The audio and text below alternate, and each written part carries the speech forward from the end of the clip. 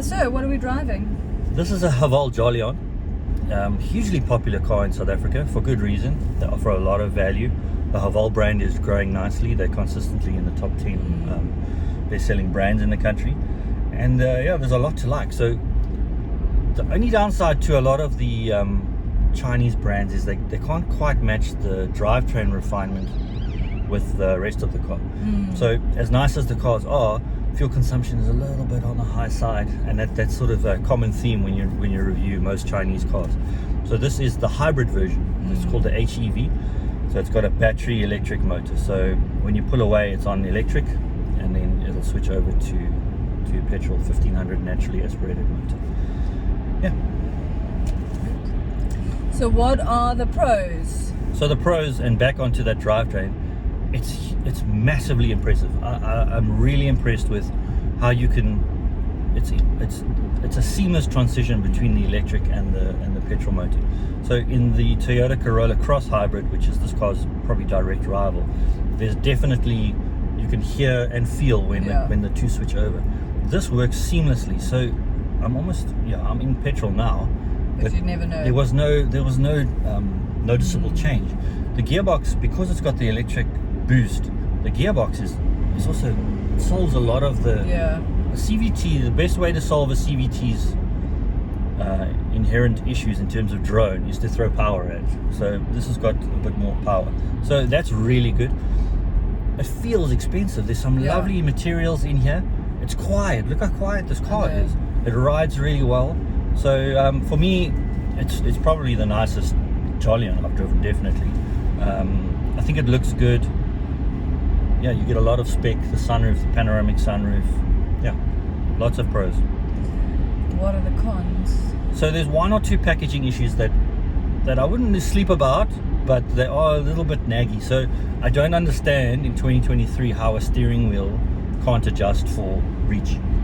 So this one only adjusts for rake, so it goes up and down. I wonder if we did a survey, how many people actually know when they get in the car that they can do that with the steering wheel. So I had no idea until I met you. Yeah. And now you do it every time we get in a car, you play with the steering wheel. So it's a funny thing.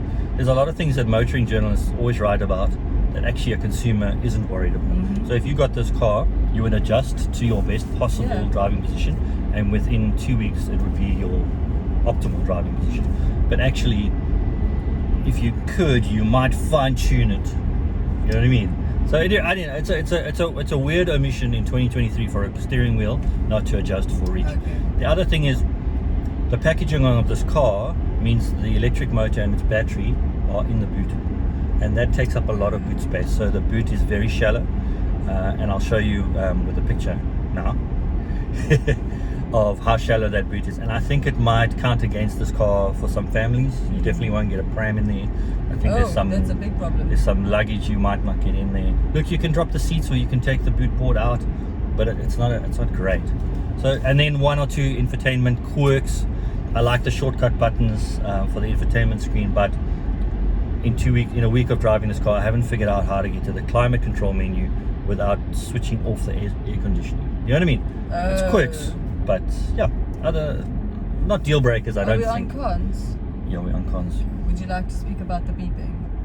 There's a lot of beeping in this car. I mean, we could start with the indicators, very loud. If you get too close to the car in front of you, it lets you know that you're in front. If you happen to go 1 kilometer an hour over the speed limit, it'll let you know. So that's to do with the active safety, and that comes in the top spec, which is this car. The thing is, it doesn't just beep to say, oh, you've gone over the speed limit. It continues to beep like an alarm. So you're forced to come back. Well, it is quite alarming to be speeding. Then if you get up to someone too close, I literally, like the other day, thought the car was going to explode. Like it was going mad. The system is very intrusive, but you will thank it later if you needed it. You know what I mean? So I agree with you, it is quite intrusive, but I guess you'll get used to it. Yeah, it's all to do with active safety. So this is the luxury S model, top of the range, and that has that fitted. You can get the normal luxury version that doesn't have that. So there's a 30,000 rand difference between the two cars. So that's what you're buying when you buy the top of the range one. Well, would you buy the safety? Yeah, no, I don't think so. But you can't knock people that do. I think if you want that. Definitely. Yeah. You would probably buy it for me, so I'd stop speeding and getting speed.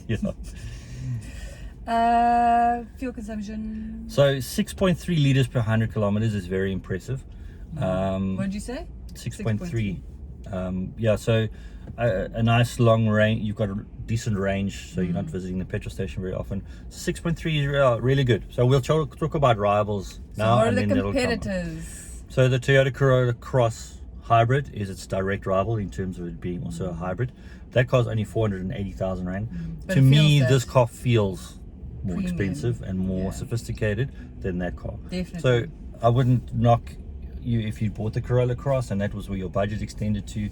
That's a perfectly good car. This car feels that much more expensive than the Corolla Cross. And then, so the Chinese brands aren't looking at diesel power because diesel in Europe is a dirty word. Diesel in China is a dirty word. But in South Africa, turbo diesel and diesel technology is still very relevant. So if you're looking at diesel, I would, for just over 500,000 Rand, I would be looking at a Kia Seltos 1.5 diesel. Top of the range, EX Plus, all the bells and whistles, as much space as this, and turbo diesel, so you can fill it up on every corner. You're not worried about the complexity of a battery petrol motor. And it'll have a bigger boot. It'll have a bigger boot. So that's the car I would also be looking at in the segment. I think to say you've got a hybrid is pretty fashionable and pretty cool these days, but actually a turbo diesel will get you similar, if not better, fuel consumption. Yeah. And then... Oh, she wants you to go, the traffic cop. She's on it this morning. Don't get too close. Yeah.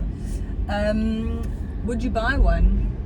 Oh, price. Did we talk price? This is for what did I say? 550,000 Rand. And no, this is 580,000 Rand. Yeah. The entry level one of the hybrid Jolion is 550,000 Rand. So would I buy one?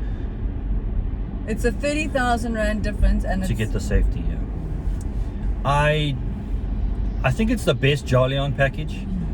I'm not sure it's the best Haval package, although only because the H6 I think is even better. I think it's amazing, and I think if this had a VW badge on it or a Mercedes badge on it, it would go for about 800,000. Yeah, I think it's still very good value. How well everything is really nice. It's very luxurious. I think it's a very smooth ride. I would still look at a turbo diesel. I would still look at a Kia Seltos specifically, because it still comes in a diesel. The Volkswagen doesn't have a diesel currently in it, like a T-Cross. The Hyundai Creta doesn't have the diesel.